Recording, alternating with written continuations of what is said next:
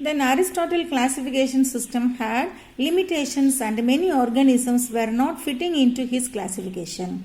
So he has followed only one or few characters alone. So has number of limitations. Okay, so most of the organisms are not fitting in his classification. For example, the tadpole of a frog are born in water and have gills. But when they metamorphose into adult frog, they have lungs and can live both in water and on land. How to classify frog and where to place them? Okay, so Aristotle don't know to classify the frog and then place in the where to place in the frog. So has only the limitation.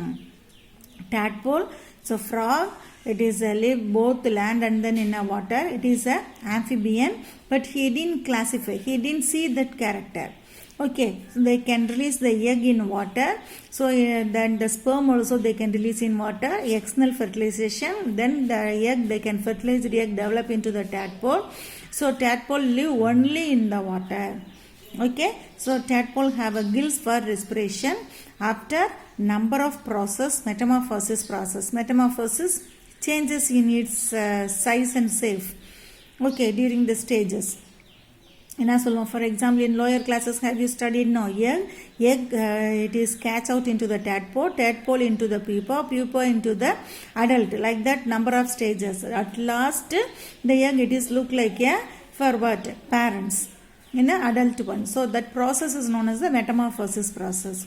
So the frog, tadpole live only in the water, have a gills. After the metamorphosis process, it is developed into the adult frog. That adult frog don't have a gills.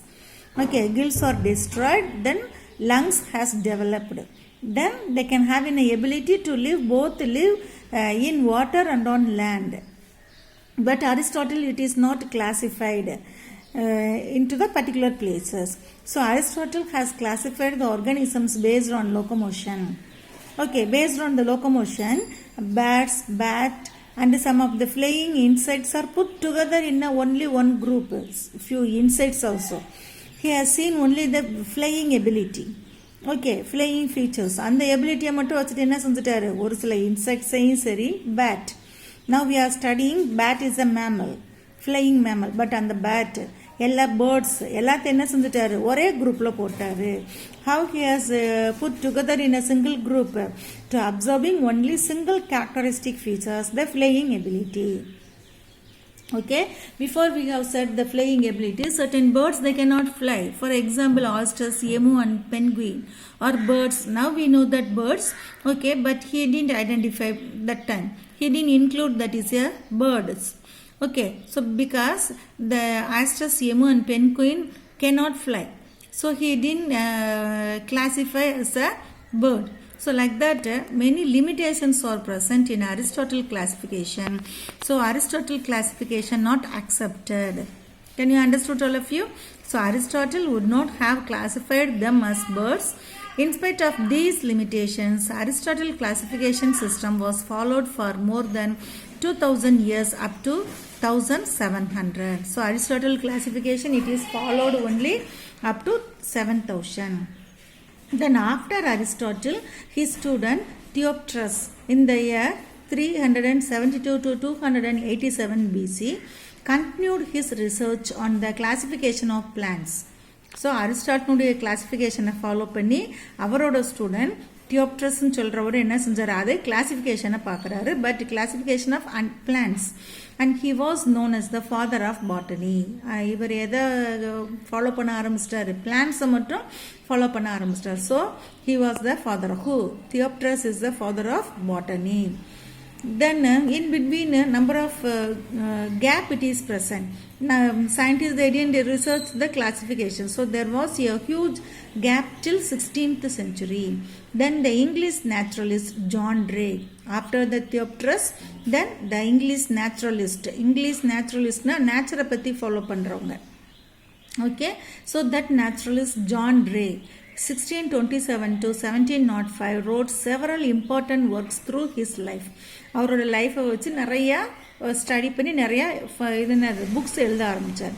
His most important contribution was the establishment of species as the ultimate unit of taxonomy. அவர் naturalist அப்படின்றதுனால நேச்சரை பற்றி environment அதில் இருக்கக்கூடிய plants animals எல்லாத்த பற்றியும் அவர் study பண்ணார். So அவருடைய இம்பார்ட்டன்ட் கான்ட்ரிபியூஷன்ஸ் என்னது? That establishment of species as the ultimate unit of taxonomy.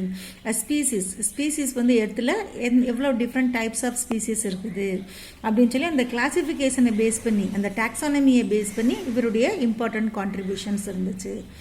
Then in 1682 he published the Methodus Plantrum Nova. One book he published, Methodus Plantrum Nova, which contained about 18,000 plant species. So அந்த புக்கில் 80,000 plant ஸ்பீசிஸை பற்றியும் then result of a relatively narrow species concept, எந்தெந்த species எல்லாம் கம்மியாக இருக்குது அதனுடைய modifications அதை பற்றி எல்லாமே அவர் பப்ளிஷ் பண்ண ஆரம்பித்தார். Then his complicated classification was based on many combined characters as opposed to earlier taxonomists. இவருடைய இதில் இப்போ மாடர்னில் இப்போ என்னது இந்த இயர் 1682ல் அப்போ அதுக்கு முன்னாடி அரிஸ்டாட்டில் அதோட பேஸ் பண்ணுறப்ப என்னது நிறைய கேரக்டர் வந்து ஆப்போசிட் கேரக்டராக இருந்தது. Okay, then John Ray also aimed at publishing a complete system of nature. Then அதுக்கப்புறமா ஜான் ரே அப்படின்றவர் நேச்சரை பற்றி இருக்கு. So which